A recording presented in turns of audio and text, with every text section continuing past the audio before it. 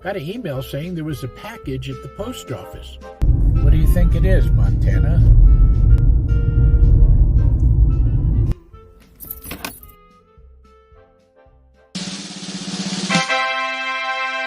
The Plant Girl Adventures. And these are proof copies.